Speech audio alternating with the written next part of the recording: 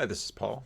I'm sure many of you have already seen the Quest for a Spiritual Home conference warm-up with John Vervaeke and Jonathan Peugeot. And one of the little tidbits that John Vervaeke dropped in there was that at the end of the week he was going to be releasing a video where he talks about AI. I won't name your last name, but Justin, my friend, has been sending me quite regularly clips from Scott Adams and other clips. And he talked about AI this week in his episode 2072, and Scott Adams is interesting on this that I've noted in other previous videos because he basically says that what AI is going to teach us is that there's no there. In other words, AI will demonstrate before us that not only have we been able to develop natural language conversation partners on the internet that basically use predictive language, but that this will continue to provoke us to consider ourselves in this. Let's see if I can find the exact moment. Well, maybe we'll just play it from where he's queued it up. Like some of you were saying. To me, it didn't look like it was sentient at all. It just So he's working from a report of someone who talked about they found a natural search, an AI bot, and they said, well, it's sentient. He says, this isn't sentient. This is mimicry. looked like it knew what to say. But apparently this AI was trained differently than ChatGPT. ChatGPT is literally just doing predictive words. If people usually say this word after they usually say these words, then I'll just put that word there. So that's really dumb. It's just word pattern. But Lambda has something else going on. There's some other mechanism for giving it intelligence. And it did sound different.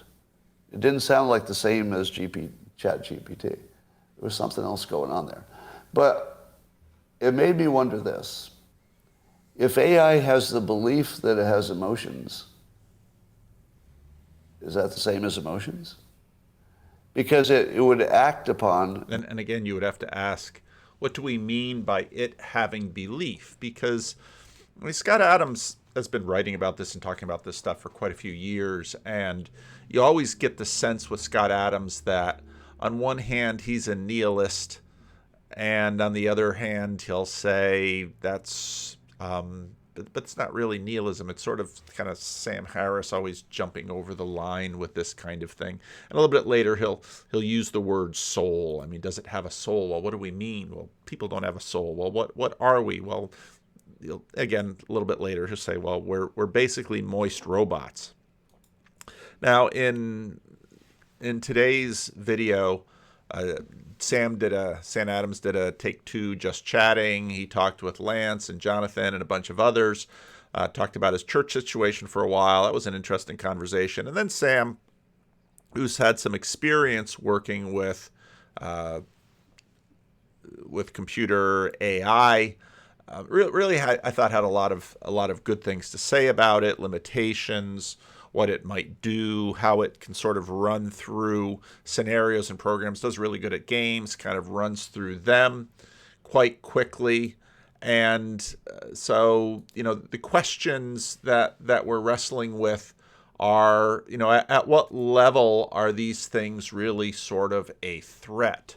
Or will they continue to sort of disrupt us, and will people fall victim to it? Let's say gambling bots or sex chat bots or voice sex bots or porn bots, basically tripping people up in all of the usual vices and ways we tend to trip people up now. And so that all I thought was a very good conversation. And it gets into this question of, again, truth. Is there a there? What do I mean by that? That's a pretty common way of saying it. Is there something beneath that is more than just the mindless repetition of trial and error and systems, and sort of, evolution can be thought of in a way of, a giant relevance realization search engine in the way that these artificial intelligences are, because a computer that's well programmed can run through millions of chess games and learn all the moves, and therefore just be a lot smarter than us, because the way chess people work is they work through a lot of games. But that always gets into the question of insight and imagination.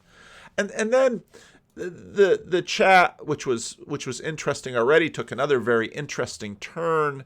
Some of you might remember that last week on my Friday live stream, I let Claire Caw on, and from secular Coranism, and we chatted a little bit. Perfectly lovely conversation. I knew that some people in the corner are concerned that she might be an operative from a 3-letter organization. I just found her to be someone who is very excited about secular Quranism, and now I've got a certain amount of that. One of the interesting things about this little corner is we sort of started out mostly Christian in terms of orientation, Christian and secular. That's not surprising given where I'm from and what's basically been dominant in North America, and of course interest in Orthodoxy, Roman Catholics, Protestants, deconstructed religious people. We haven't had a lot of participation from Islam, and then over the last couple of years,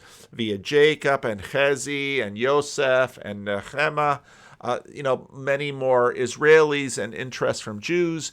And then Claire sent in this guy, his website, bigquestionsanswered.com, and he came in talking about a whole aspect of Islam that I had never even heard of. And, so I've got many of you have seen my friend Raj, who's Sikh. And so, of course, Raj came on the channel. Everyone is interested in talking to Raj.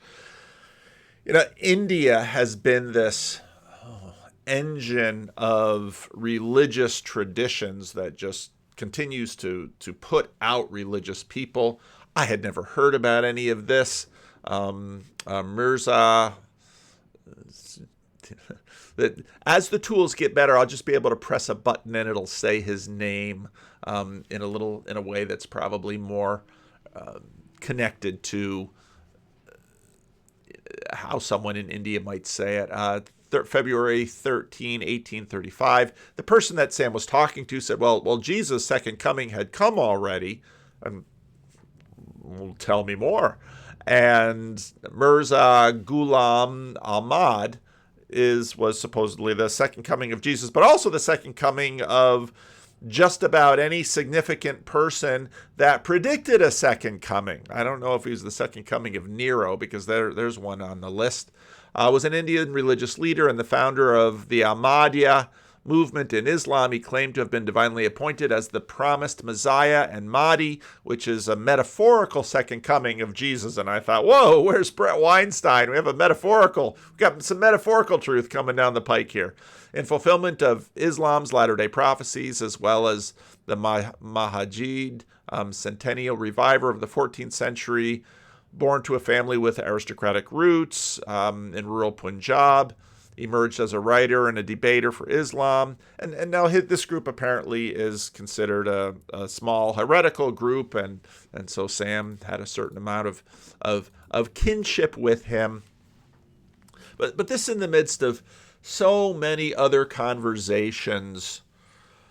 Just today I saw someone put out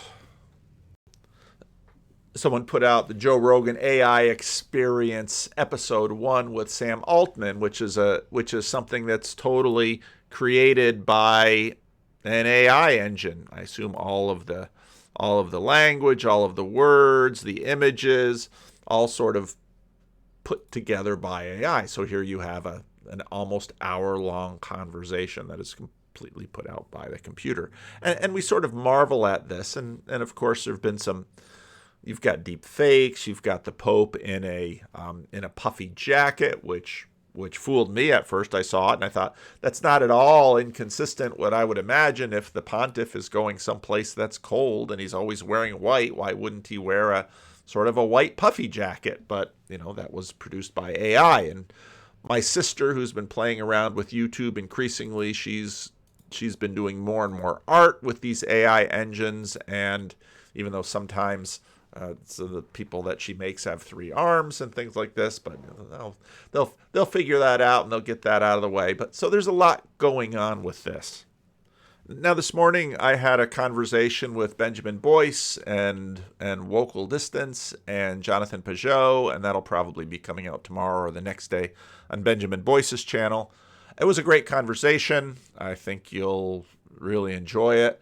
All of the guys are really fun guys to talk to. But yesterday, Benjamin posted this on his Twitter stream, which is a conversation from January that James Lindsay and Vocal Distance and Benjamin had.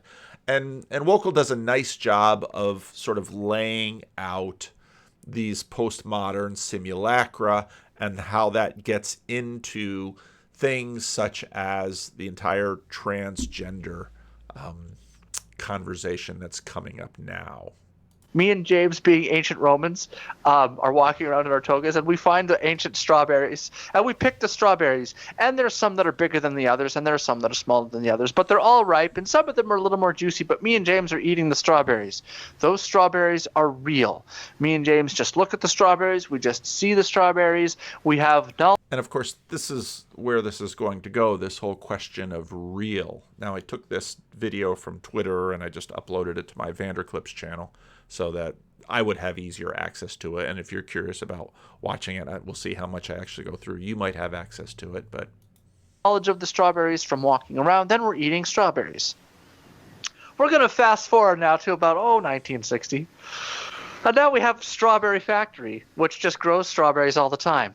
And it selectively breeds the strawberries so that we only get the biggest, juiciest, reddest, loveliest strawberries. And then we pick them, and then only the biggest, reddest, juiciest strawberries imaginable. Now, you can see different layers of cultivation in this, obviously, because, say, James and Vocal are walking around as first century Romans, and here are strawberries, and they pick them. I have no idea what first century strawberries would be like, because we have seen the human cultivation and the evolution of how many things, apples, corn, all of the foods that we eat have been sort of old style, genetically grown and cultivated and gardened and put together. And now with as technology improved, so now suddenly all of the strawberries are from a particular plant. There's been hybrids, so on and so forth. So, and now the thing, of course, we're playing around with is this question of real. So which strawberry is more real? The strawberry that seems to be closer to the strawberry not touched by, not manipulated by human agriculture or gardening, or the strawberries that are the production of, let's say, a greenhouse? Gets sent out. So the average person sitting in their home only knows the flavor and the taste of the biggest, reddest, juiciest strawberries. So we have what you might call a productive copy of the strawberries, right? We're making the strawberries, but they're still, in a sense, they're real strawberries. It's just strawberries on evolutionary steroids. But then, James and me, having our knowledge from ancient Rome, because we're still alive, say, hey, we can make strawberry candies. So what do is we distill out of the strawberries the flavor of the strawberries, and we double the strength of it, so it's way stronger than any strawberry that you. Okay, so there's a bit of relevance realization going on there. So the deciders of what strawberry candies and strawberry Slurpees and strawberry everything else, they're going to do the relevance realization to find out what strawberryness can be reproduced. I remember, I forget what food book it was that were so popular about 10, 15 years ago. It's like, how many of America's flavors are produced within 3 miles of the New Jersey Turnpike? Because they're all chemicals. Because isn't the strawberry and the strawberryness and the strawberry, the relevance realization applied to it, isn't that from a chemical? You could ever have wanted. It's way stronger than that. It's like twice as strong or 10 times as strong. And we're going to add sugar to it. And we're going to create a strawberry candy. Now, I often go to Costco, and I like blueberries, and so I have blueberries with yogurt and things like that. And lately the blueberries I get from Costco, this is massive blueberries, and of course the sugar content is higher. And these blueberries have been shaped and grown and cultivated and maximized for the sugar content, for the taste. But of course, if I'm having a blueberry Slurpee, well, you just have the essence, the relevance realization of blueberry plus the sugar. Maybe I want it with or blueberry smoothie with different things in it. Well, fast forward to the 1990s, and the Jolly Rancher company says, hey, look, what we're going to do is we're going to do that same thing. But you know what? The strawberries are really expensive. So we're going to design a thing that tastes like the strawberries, and we're going to replace that wonderful natural cane sugar that you guys use. We're going to replace that with high fructose corn syrup. And then we're going to make the Jolly Rancher. So now the Jolly Rancher is the strawberry Jolly Rancher that tastes like the strawberry candy, that tastes like the wonderful 1960s selectively grown strawberries, which taste like the original strawberries. But whoa, wait. Someone's going to come along and they're going to make a soda, Jolly Rancher soda. Jolly Rancher strawberry soda, which tastes like the Jolly Rancher, which tastes like the candy, which tastes like the strawberry, which tastes like the original wild strawberries. But hold on a second. We're going to make 7-Eleven comes along and says, hey, you know what would be really good? If we made a Slurpee of the Jolly Rancher strawberry soda. So eventually the Slurpee of the Jolly Rancher strawberry soda takes off, man, and everyone just loves it. And everyone's drinking it. Eventually, you know what? I have a son. My son loves the Jolly Rancher strawberry Slurpee from 7-Eleven. And my son is out walking, drinking his strawberry Slurpee, and that's all he's ever had. I don't buy strawberries for my kid because there's COVID. So all he ever has is the strawberry Jolly Rancher soda Slurpee from 7-Eleven. And now as he's walking around one day, he looks over and he sees this odd bush of these like green and red things that are kind of growing, and they're kind of funny and they're kind of misshapen. And he goes, oh, those look like – that looks like the kind of like logo here of a strawberry. And he goes and he picks it and he goes, well, it kind of tastes like my Slurpee, but the Slurpee's When you hear Peterson talk about categories, relevance realization, it's all here. way better. The Slurpee is cold and refreshing, and oh, it's so sweet, and the flavor is so powerful. That's what a real strawberry tastes like. So now we've gotten to the point where we started with wild strawberries, and we ended up with a ice cold sugary fructose corn syrupy thing, which tastes like a cold soda carbonated water fructosey syrupy thing, which tastes like a candy fructosey syrupy thing, which tastes like a strawberry sugary candy thing, which tastes like a selectively grown strawberry, which tastes like a wild. And we are completely divorced from the original strawberry. And now the flavor of strawberry is associated with the Slurpee, right? That's the thing. And the picture and people of the strawberry, prefer the Slurpee to the real. That's right. The Slurpee is the thing. And so, again, back to the artificial intelligence conversation. And Sam's, well, we're maximizing it. We're going to put strawberries and Slurpees and all the different permutations and the tiniest little discriminations, more sugar, less sugar, all of that stuff. We're just going to run this again and again and again. One of the things that we noted is that in some ways, a lot of this AI stuff is just sort of sped up marketplace, because the marketplace already does this in 3D and out there in the world. So now suddenly we're going to try and maximize this, or we'll maximize it because kids like the sweet stuff. But by the time you get to my age, it's like, I've had all that sweet stuff. I want something just a little bit more bitter, not quite so sweet. It's cloying in my mouth. And thing that we care about, it's more real than real. It is a hyper-real thing. And then when we go further into the future to 20XD6, we get betrayed by Cypher, who's like, no, plug me back in. I just want to eat strawberries again. Because the movie The Matrix is exactly about this. Yeah. The Matrix is the signs and the symbols and the manufactured fake reality, the copies of a copy of a copy of a copy of a copy of the things that we prefer to the real thing, which is why we prefer women on Instagram who have Snapchat filters to make them look more female than female, and we love the bodybuilders that have so much muscle that they're more manly than manly, and the strawberries that are more strawberry than strawberry, and the President Trump, which is more American than American. He's almost a caricature of America because he hugs the American flag and serves McDonald's at the White House, which is more America than America. It's America on steroids. Yeah. Baudrillard's going to say, we live in a world where nothing is real. It doesn't exist. Nothing exists. And he pushes this and pushes this and pushes this and pushes this and says everything is not real. It's hyper real. It's not that it's fake. It's that it's what's real on the other side of reality. The real thing is it's relevance realization that's been run recursively through, not in this case a computer that has a certain element of it that it's just running and running and running. It's been running through history. So that strawberry that Roman age James Lindsay and Wokel Distance came across versus the strawberry that the Hot House produced, that was produced here in the Central Valley of California, because the Central Valley of California produces a quarter of the fruits and vegetables for the United States and exports them all over the world because we have such amazing weather and such predictable rainfall, etc., etc., is what's more real. And then just on and up we go. Strawberry. The hyper real thing is the Slurpee, is the strawberry Slurpee, which you'd much rather have than the original strawberry. It's way better.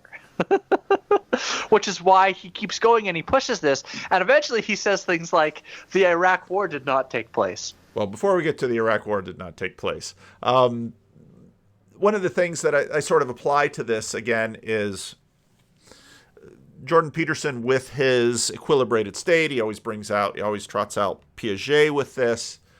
Now that Slurpee strawberry had better be better for me and also future me, and also me and my kids and my wife. So in other words, things have to sort of run through history and run through, let's say, a fabricated monarchical vision. And you test it and you say, well, which strawberry works best? Now, today, a lot of what's happening with food is, in fact, sort of the reverse of this, because, and this is what's fascinating. On one hand, everybody sort of wants organic, and authentic is going to come up later in this conversation, because authentic is another one of these, remember, buzzwords are holy words. Authentic is another one of those holy words, because authentic is in a way a word that tries to undo. You've created the poison, and authentic is supposedly the antidote to the poison that's been created by the hyper real. The Iraq War didn't happen. Now something happened, but Baudrillard's going to say, look, what happened in Iraq was a purely symbolic thing. It had nothing to do with the facts on the ground. It was Saddam Hussein is a symbol of evil, and the United States is a symbol of good. And at being that the United States is a symbol of good, what do symbols of good do? Well, they have to have a simulation of being good. They have to simulate it in some way. And what we're going to do is fight the bad guy, which is Saddam Hussein. But of course, we're not going to have a real war. We're going to have a fake war. We're going to have a false war. It's going to be a simulation of a war, and we're going to film it, and you can watch it on TV. And of course, there's a movie made of this. 1997. The president needs a little pick me up. Well, you know what really helps when presidents need a little pick me up. Well, we could use a war. Well, the problem with wars are that people get killed and problems happen and they cost a lot of money, and to actually have a real war would be a problem. So let's get someone in from Hollywood and let's have them create a war for television and, create, go ahead and look up the Spanish-American War. I mean, the truth is we're all hung up on this today, but if you look at a lot of the background of the Spanish-American War, it was like, yeah, the Spanish-American War was a real war, but you know what? It was sort of, prompted by the Hearst newspapers because, and you can I've talked about this actually on the channel before. You develop the narrative, you develop the story. You'd have Willie Nelson write a song. You just develop the whole thing, and we all come together and we sing, and this will move the nation and save the presidency, and the whole 9 yards. So yeah, where'd we go here? There we are. Every night. So George H.W. Bush is going to get up lights, camera, action, I declare war, and all the media companies are going to film it, and we're going to watch stuff get shot, and the end is never in doubt. There's no shock and awe. No struggle, really. It's just the powerful boot of the United States just crushing Saddam's army, and we all sit around and we all talk about how wonderful and good we are because we've defeated it. We've defeated the enemy that we set up for ourselves, that we created for ourselves, so that we could act out the image of being good, so that we could be the simulation of a hero. So what he says is the Iraq War. Benjamin Boyce with his leather robe there kind of has a Hugh Hefner vibe going there. Or as you think about it, as a real war, of a real struggle where there's a real end in doubt, and that's a blood and gut struggle, he says that's been completely replaced by the symbolic nature of it. And so he says when you go and you watch the war on TV, and then you ask a soldier who was actually there what it's like, the actual soldier says, I didn't see any of that. I was locked away in a bunker dropping bombs that looked like a video game. I was piloting my F-15 fighter, and it looks exactly like, Top Gun for the 8-bit Nintendo. I had no idea. I didn't see actually any people there when I was locked away in my bunker targeting, Patriot missiles. I didn't see anybody or anything. Now, Baudrillard says there's not real stuff. There's not that there's not real stuff going on the ground. There is. It's just we don't know anything about that. The war for us is the simulation, which is the on simulacra CNN. of a CNN. Yeah. And of course, this isn't new, but I think part of what these screens do, and mass media did this, so Hearst and his newspapers did this for the Spanish-American War, the Vietnam did this, and the American government wasn't quite on top of it yet, understanding what bringing Vietnam into America's homes via television, that really has to be managed, because that's a really important thing. And then these screens create a sort of monarchical vision that the Alien Gonzalez case, that one picture, of course, that picture became a picture of Cuban-American relationships, even though at the time I was working with Haitians, and a lot of other people in the Dominican Republic, both from the Dominican Republic side and the Haiti side, were like, those Cubans already get the red carpet treatment. Haiti's way worse than Cuba. Well, way worse in what sense? But again, all of this, we can't help but think in these images, and we can't help but have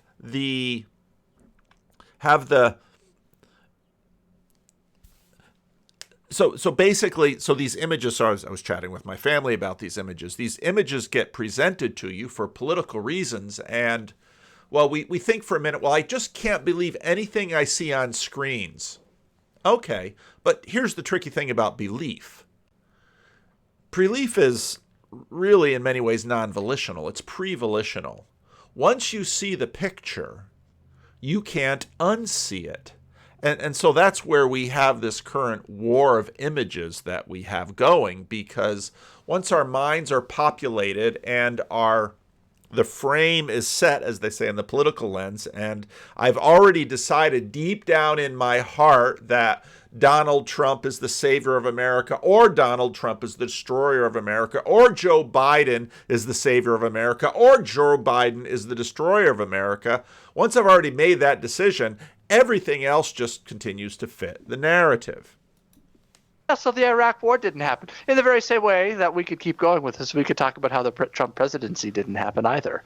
The Trump presidency was a simulation of a president.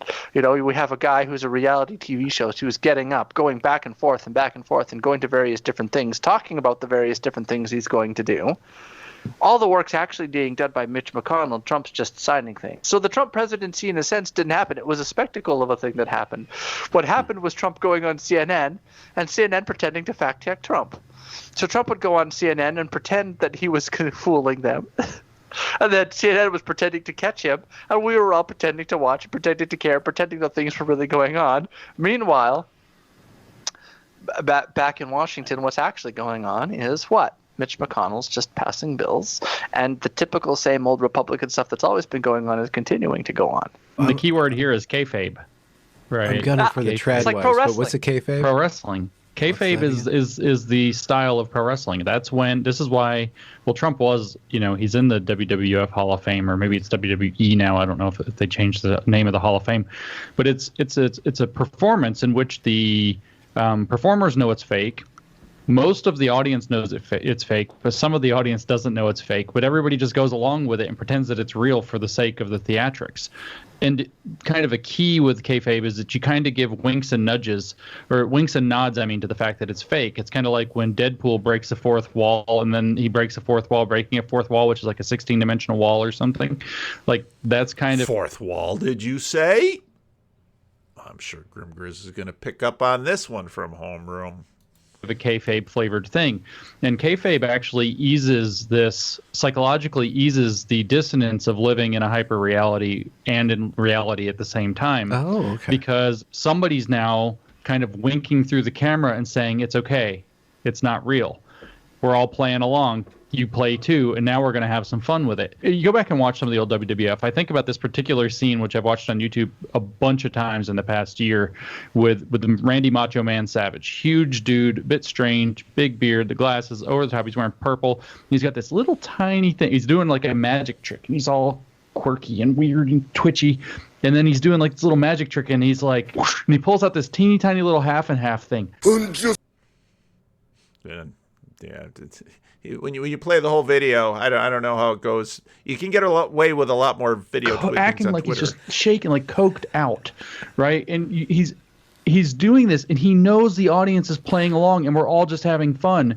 And in some weird way, it relieves the stress of living in this world where we also know we're being fed these ridiculous narratives that are as that are hyper real, that are more real than real, and yet somehow profoundly unsatisfying. So what happens with Trump is he came in, and in a sense he understood, whether probably just intuitively, that we do live in postmodernity now for whatever set of reasons, and that if he breaks the fourth... Now the question is, does it matter if it's just intuitive or if it's professed? Another little video I gleaned from Twitter today. Don't know where this came from, but Bart Ehrman, of course, has made a career of being a skeptic after he started trying to make a career out of being an evangelist, and then was going to make a career out of being a New Testament scholar. And so he's still making money as a New Testament scholar, but now mostly as a skeptic. And some really smart guy asked him this question. On this side, a question for Dr. Ehrman. Lanny, right here.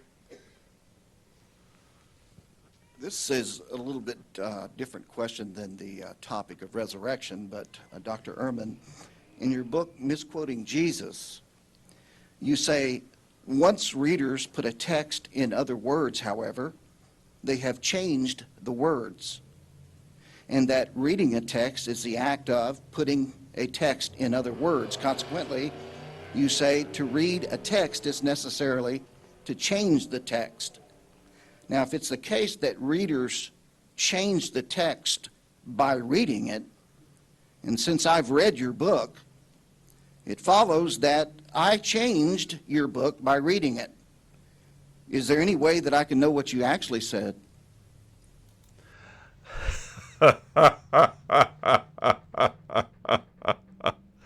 Now, you have to be fair to both sides in this, because Bart Ehrman has a point in that he was sort of deconstructing a sort of a biblicism that said, well, here's the text right here. See, this answers it.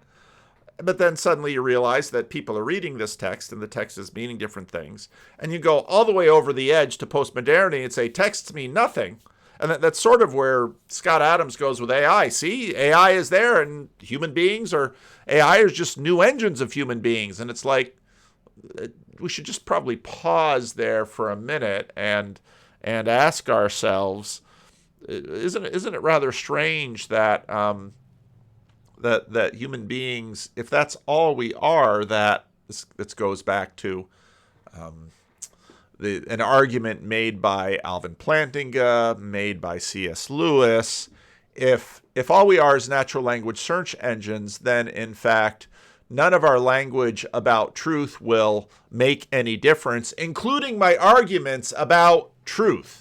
And so what this person does with Bart Ehrman is basically puts him in the corner, and Bart Ehrman says, well, this Bible isn't going to tell you anything about the resurrection of Jesus or the divinity of Christ or any of these. And again, you might say, well, what's funny about that selection and that pattern there? There's a pattern to that pattern too. And in other words, if you undermine, C.S. Lewis made this point, the point of seeing through things is to see to something. And if all you are seeing through and seeing through and seeing through and there's no there, then... So let's let him finish because it goes kind of funny, but basically the guy has Ehrman. Oops. I wish you wouldn't have changed my book.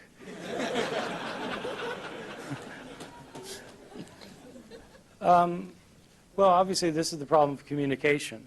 If you have any questions, though, feel free to email me. But if I read your email...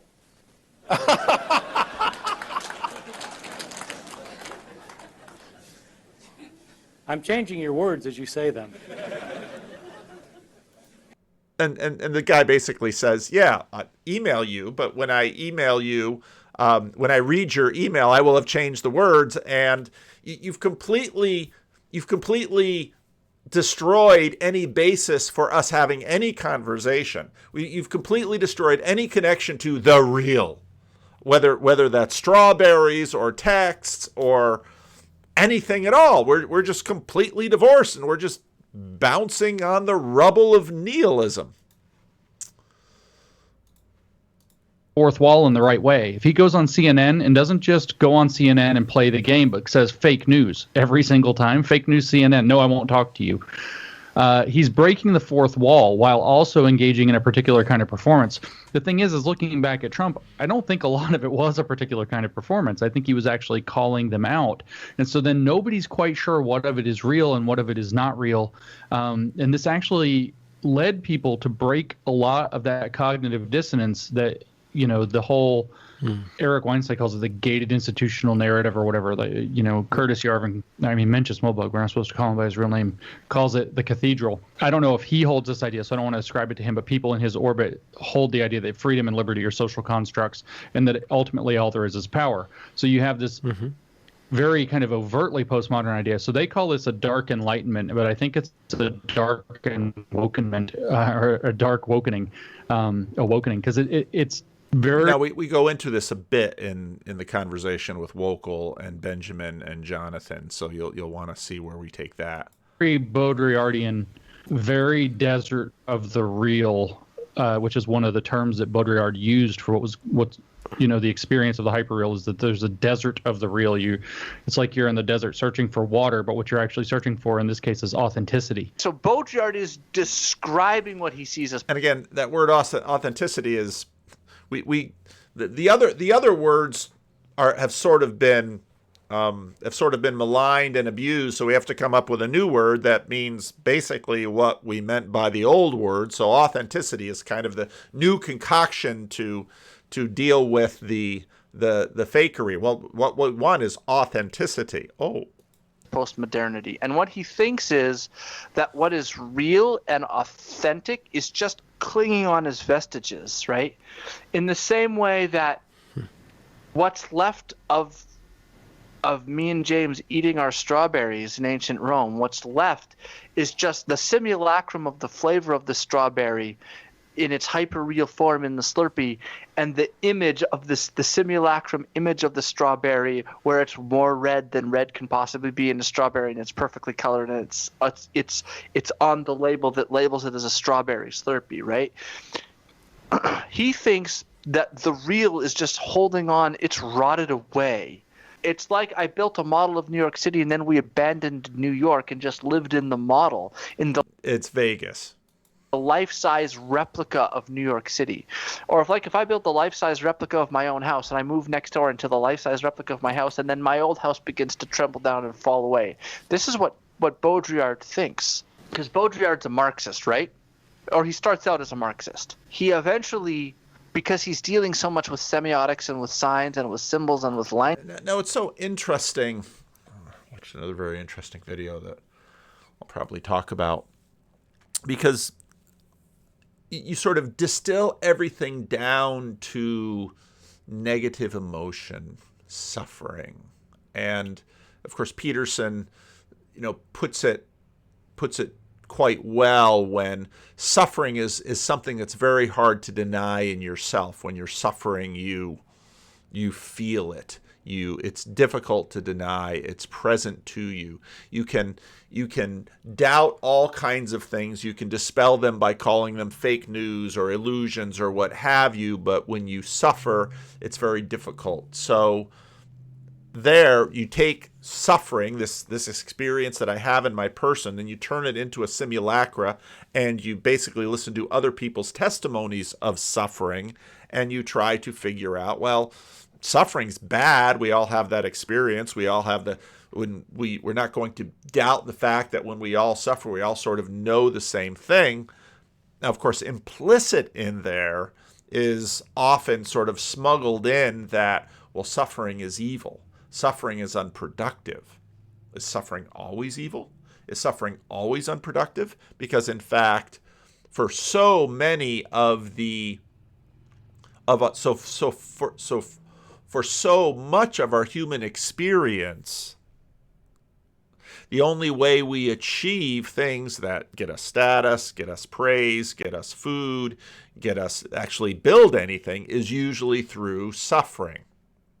So it's that tiny little thing that sort of gets snuck in here that, well, suffering's always wrong. And so then when we eat the real strawberry, these tiny little black seeds, and they're kind of durable. It wouldn't be great to have strawberry without the seeds, and then there's a little stem, and then there's a little green thing on top, and wouldn't be great to have strawberry without the leaves, and 7-Eleven already takes all of those things off and just puts it all in a big smoothie, and you eat strawberries with your fingers might get a little sticky from the juice. And wouldn't it be great if you just had a cup and you could just take the strawberries through a straw? And so already you see this whole question about suffering, and I think suffering has sort of become what evolved out of Marxism. And that because we no longer have all this complex language about the proletariat and the bourgeoisie and all of this Marxist language. Now we just have suffering. And when there's suffering, well, suffering can be banished.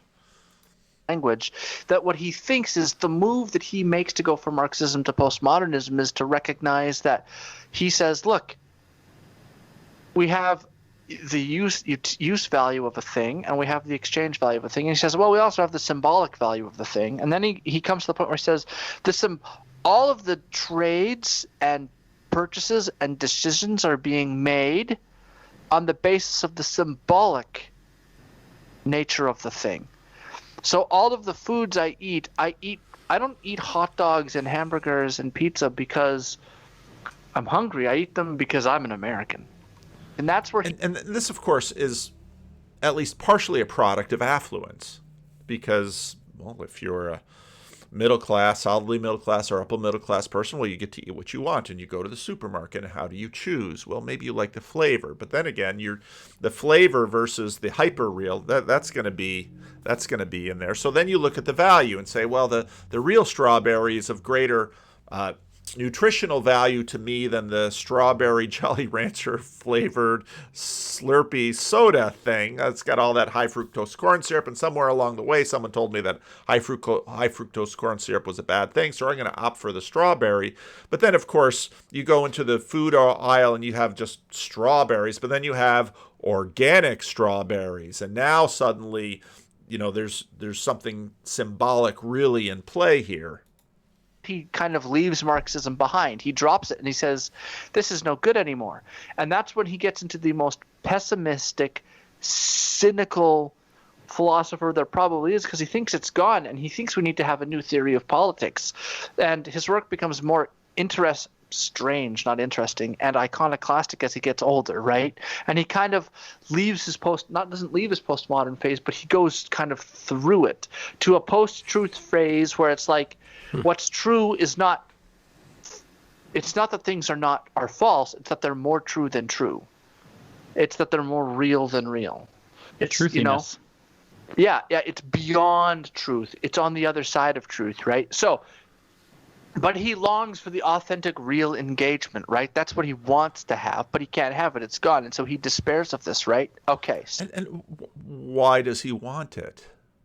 I mean, it's just sort of the symbolic value of authentic is greater than the symbolic value of fake. But there's something in him that longs for it, even if he's become completely skeptical that there's a there and that something actually exists, but yet he wants it and he desires it. And again, in some ways, if you listen to my rough draft for Sunday about everybody has a hungry heart, we're knocking on the door of C.S. Lewis's argument from desire. So Foucault and Derrida, on the other hand, they're doing something different. Derrida and Foucault are actually synthesizing and creating the ideas which lead us further and further and further into the postmodern condition, where Baudrillard thinks we're losing everything purely because of signs and symbols and technology. Foucault is saying, but it's also power. And then Derrida is saying, and it's also how language works. There's no metaphysical foundations for it. And all of a sudden you add those three things together and it just accelerates everything, right? So by the time Baudrillard writes in 1981, Derrida's already taken off. Foucault has already taken off. These men are stars in their fields, particularly in France where he's writing.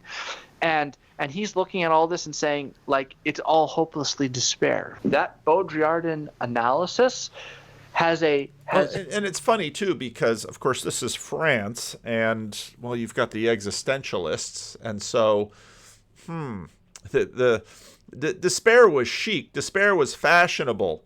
So let's keep the despair, but let's just have it upgraded with nihilism plus despair. Streaking through the center of it. It's all very leftist, very anti-capitalist, but streaking through the center of it is what? It's this conservative goal to return to the past that is better, that is more authentic. There's a better, more authentic past. And that's where they get purchased with the trad pomos.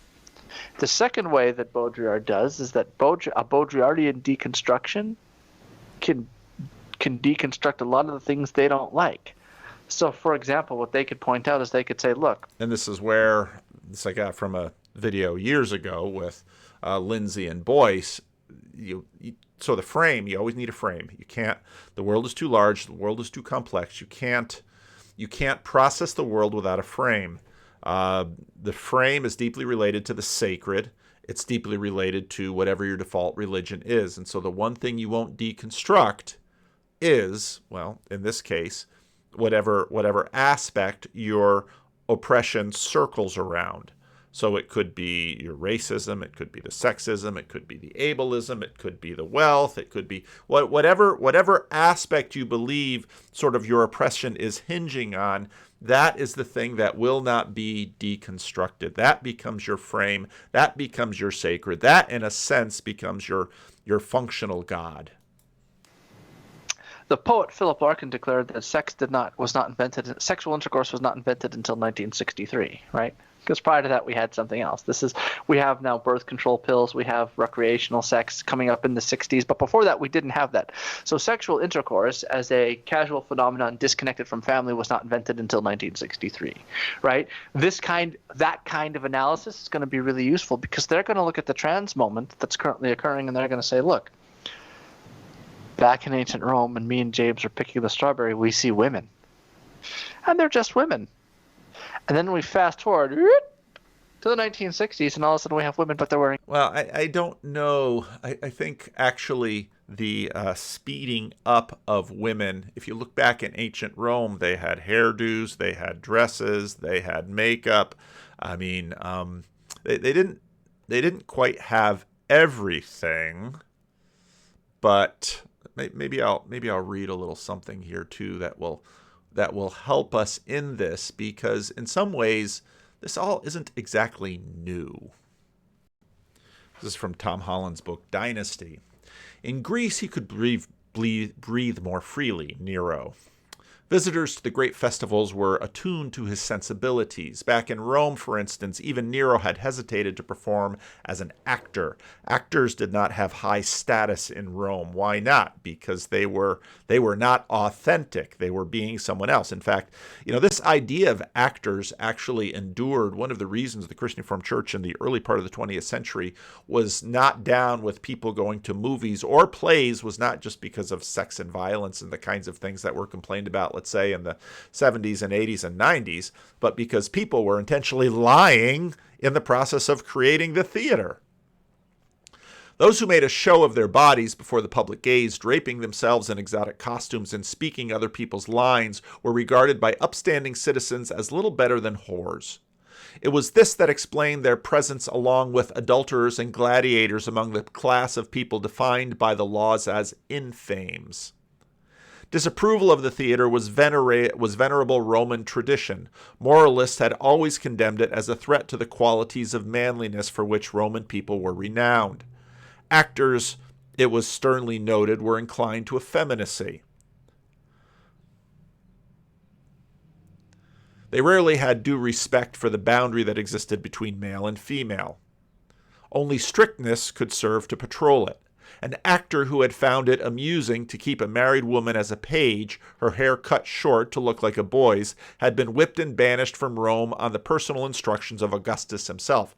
Augustus, of course, this is where the whole conservative thing sort of goes funny, because, of course, Augustus maintained power by being the arch-conservative there to protect the Republic, even though his protection of the Republic was, in fact, the destruction of the Republic. And everybody knew it, but it was an open secret that they all maintained.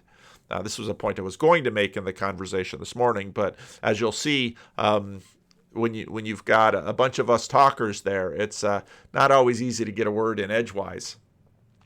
Those who played others in public threatened subversion at every level. Even the most basic fundamentals risked being undermined. Now remember, Nero loved this. Nero loved to play.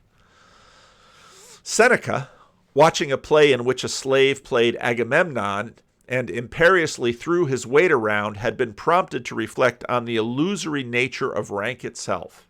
Who is the Lord of Argos, he had mused. Why, only a slave. So right there, even with something as ancient as theater, these issues of authenticity and reality, we're just bathed in it, trying to figure out what is real. So obviously the slave playing Agamemnon takes on the relevance, realization, simulacra of strawberryness in order to, he's a hyper Agamemnon. No such anxiety, though, was likely to trouble Caesar. That Nero, like so many of the heroes who featured in the repertoire, was descended from a god and wielded kingly power, gave to his appearance on stage a quite exceptional heft. Nero liked doing this. Well, of course, Augustus liked playing defender of the Republic, even while he was its greatest emperor. Acting came naturally to him. Back in the first days of his rule addressing the Senate, he had delivered a speech composed from him by Seneca and had been roundly mocked for it behind his back. For those with long memories noted that he was the first emperor to rely on borrowed eloquence. Presidents, of course, have speechwriters. Even then, though, Nero had penetrated to the heart of what it meant to be to be princeps. To rule as Caesar was to play a part. The performance was all. Now arrived in Greece, Nero's aim was to make his appearance to the entire world, taking to the stage something his mask would be painted to look like a hero he was playing, sometimes to look like himself. No one could mistake the point that was being made. The event of Nero's life, its many trials and tribulations, were as worthy as a subject of drama as anything conjured up from myth. To watch him star as Orestes was to know that the murder of Clytemnestra had been rivaled by a second, no less terrible act of matricide. When he played the part of a woman giving birth, who would not reflect on the tragedy that had seen him lose his heir? So Nero plays a woman on stage. Now, it's very interesting because we have all of these questions about who plays what. If you look at some period pieces, let's say the new Amazon Lord of the Rings thing, of course, was rife with this. Well, we need representation of all people. Okay, but wait a minute. Didn't we have a problem with Anglos, getting painted up to play American Indians in the early Westerns? And, well, how about straight people playing gay people? No, only gay people can be played by gay people, but gay people can play straight people. Oh, and, on and on and on we go. These things are very much in place and have been for a long time. When he wore a mask fashioned after the features of Pompeia, who could not be reminded of the homicidal fits of madness sent by the gods upon many an ancient hero, and pity Nero likewise, because Nero, of course, killed his wife Pompeia himself. In a fit of anger, he kicked her, and she was pregnant, and so he not only lost his wife, but also his heir, all by his own hands, but the gods made me do it. It was a bravura act.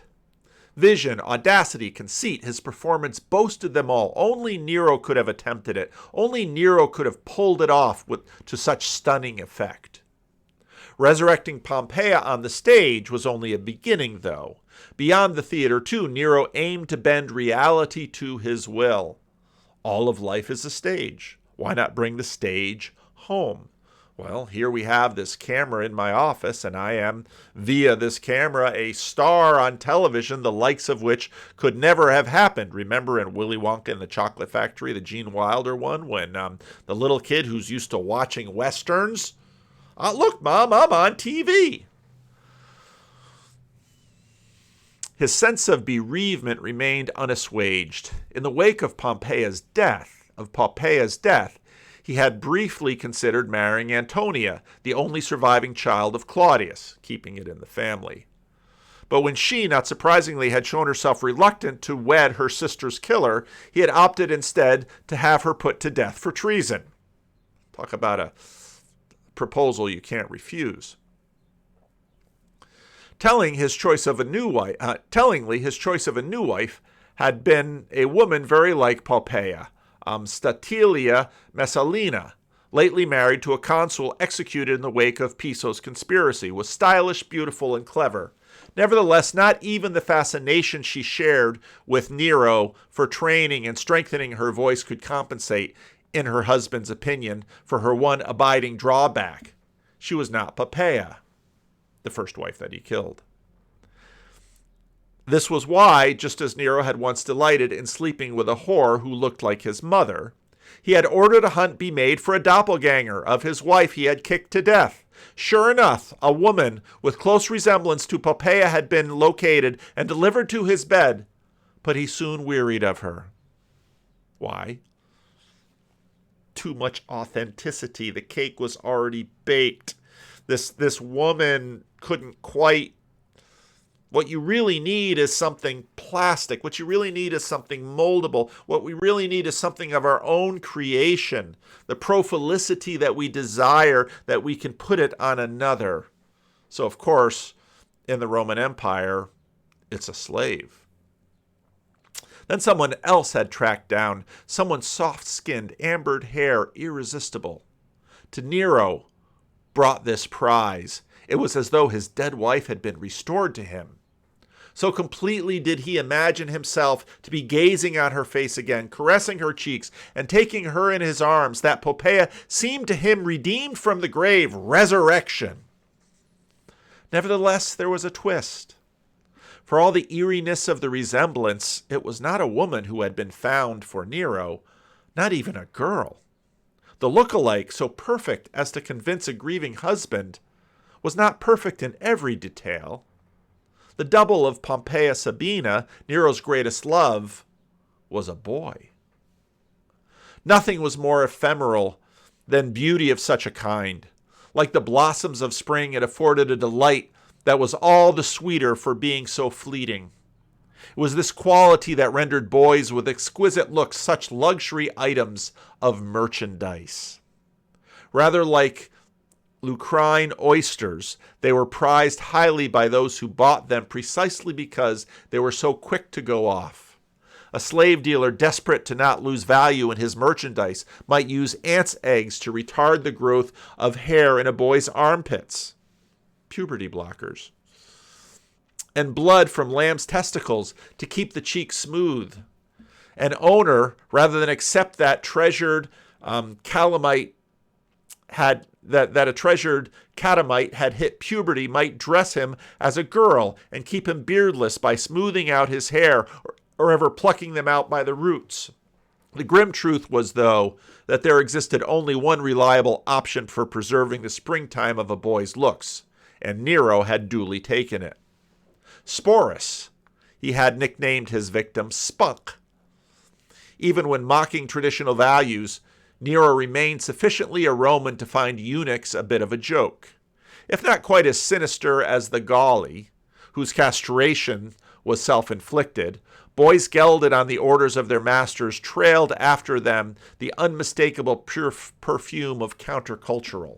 Soft, infertile, indelibly associated with the harems of Eastern despots, they could hardly have been less in tune with the stern virtues of Roman manhood, which was, of course, for those with an eye to fashion, precisely the point. Maecenas, while administering Italy during the Actium campaign, had scandalized conservatives by appearing in public with an escort of 2 eunuchs. Sejanus, confirming moralists in their loathing for him, had owned one called Boy Toy, whose record sale price, even decades later, could still provoke gasps of wonder. Nero, though, as was his invariable habit, had gone just a bit further in scandalizing respectable opinion. Yet Sporus had been gelded to ensure the preservation of his beauty, but that was not the only reason to castrate him. It was not a eunuch that Nero had interested in taking to bed, after all, but his dead wife. He wanted Poppaea Sabina back. And so that was the name given to her double. As his instructress in becoming an Augusta, Sporus was assigned a woman of high rank named Calvia Crispinilla, whose qualifications as wardrobe mistress could hardly have been better. Modish and aristocratic, she had also won herself a notorious reputation as Nero's instructress in sexual pleasures. Delivered into Calvia's hands, Sporus was duly arrayed in Poppaea's robes, his hair teased into her favorite style, and his face painted with her distinctive range of cosmetics. Everything he did he had to do as a woman, and a wife of Caesar's at that.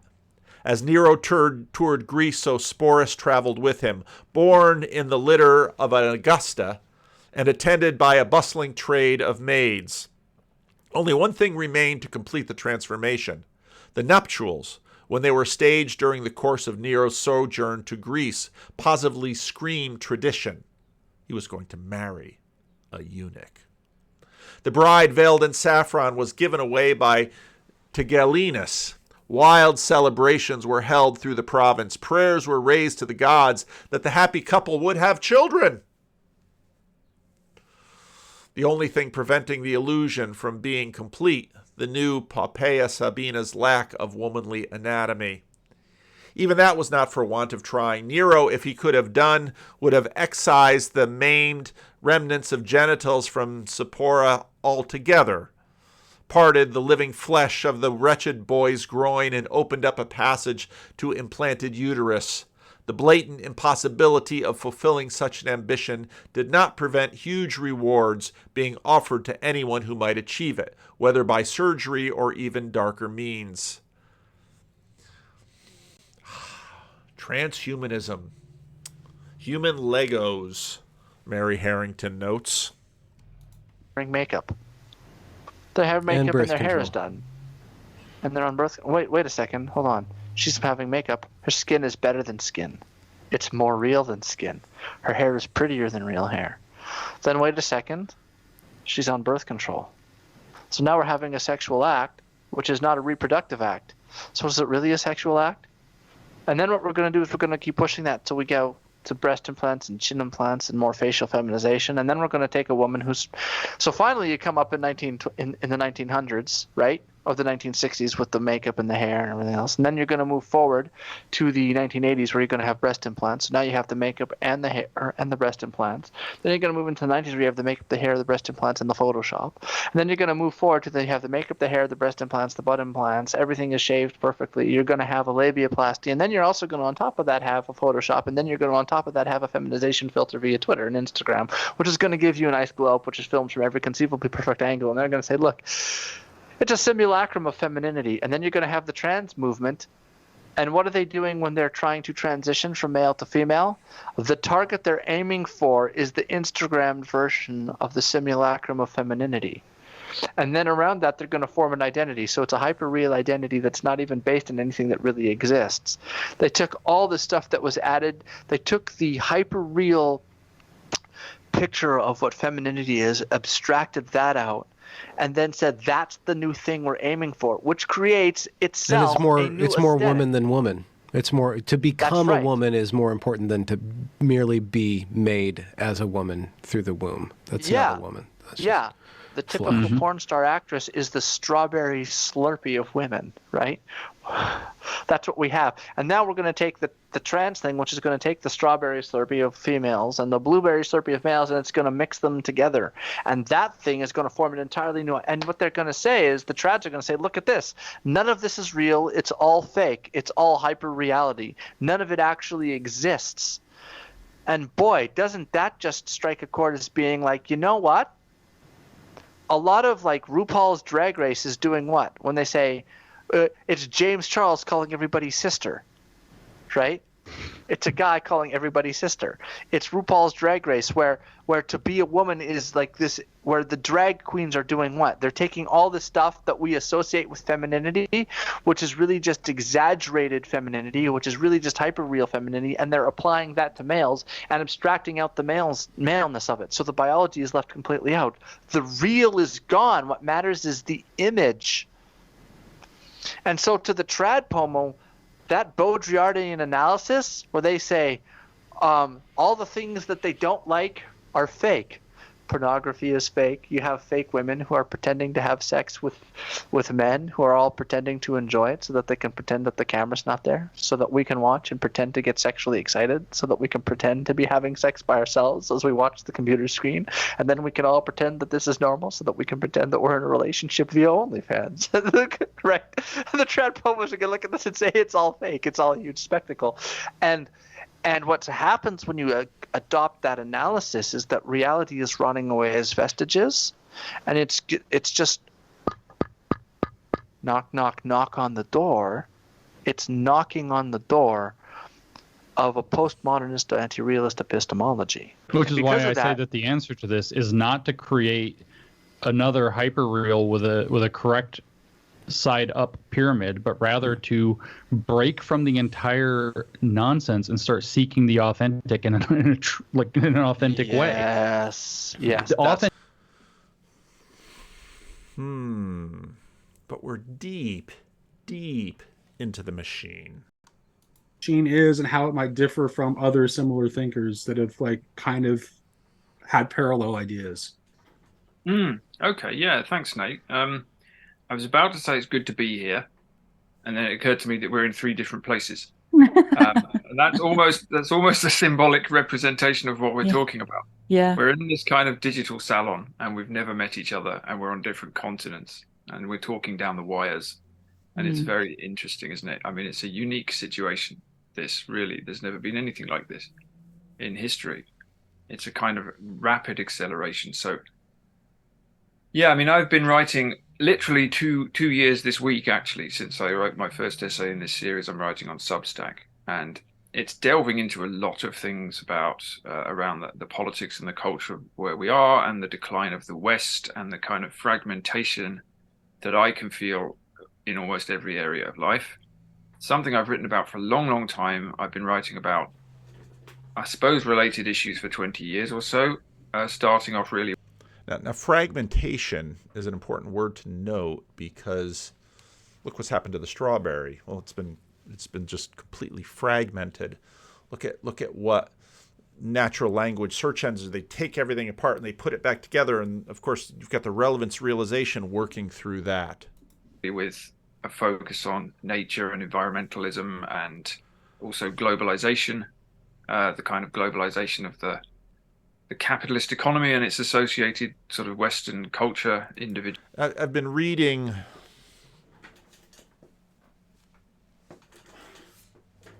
I know some of you are going to be really happy. I'm reading some Ivan Illich and David Cayley on Ivan Illich, and the introduction by Charles Taylor on the book by David Cayley and Ivan Illich.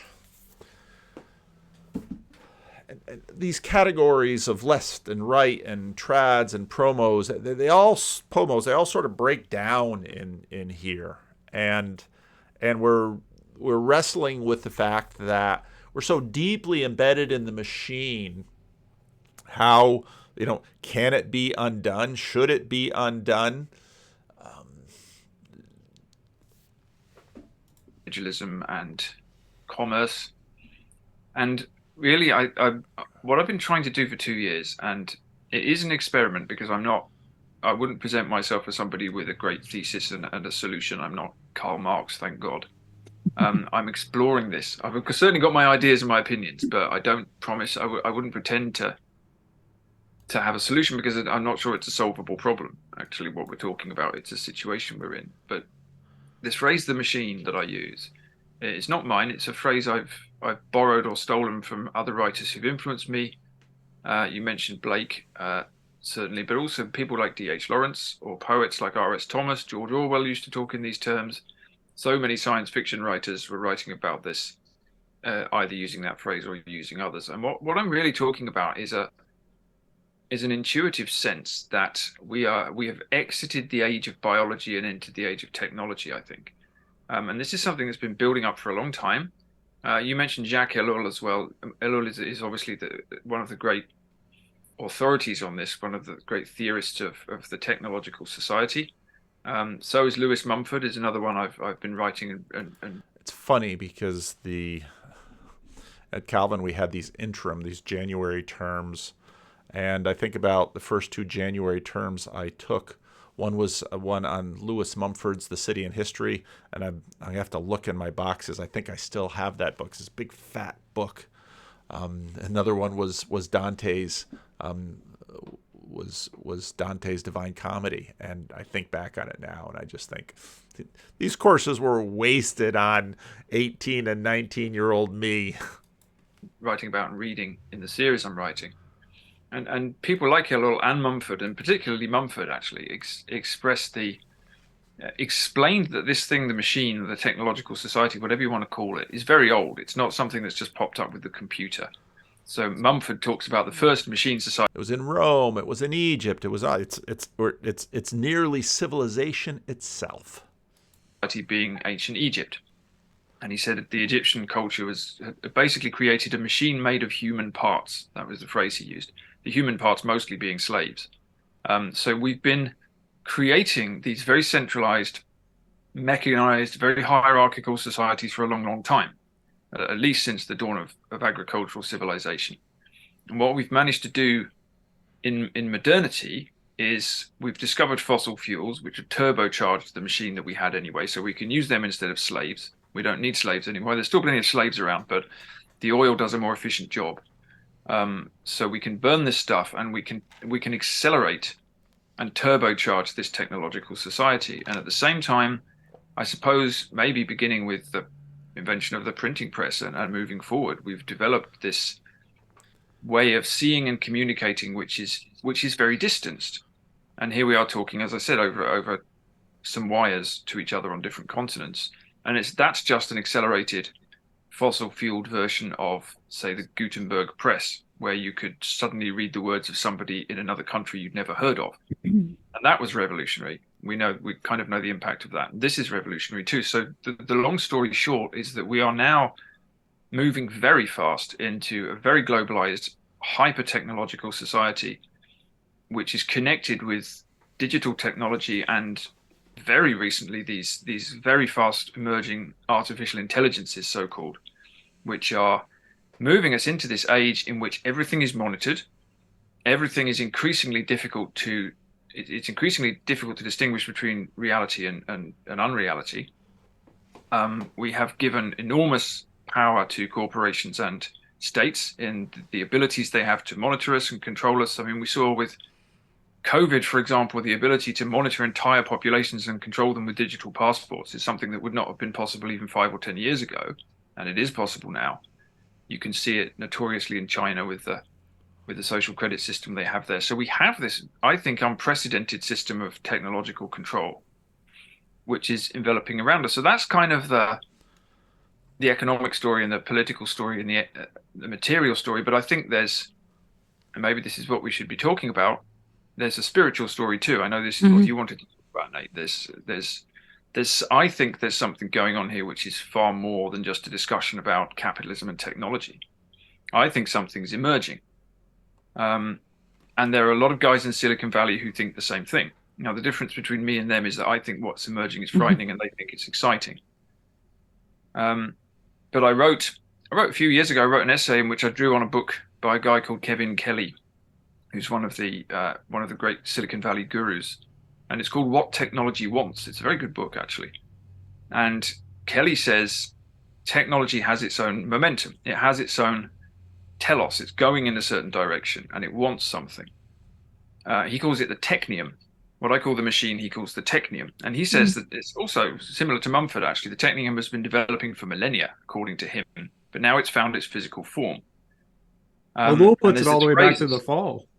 Yeah, well, I think this is exactly what I think we're talking about. This is what I've been thinking about a lot. It's been you almost have Tolkien sort of whispering in the back, through Gandalf. I mean, Sauron's not yet able to take on physical form.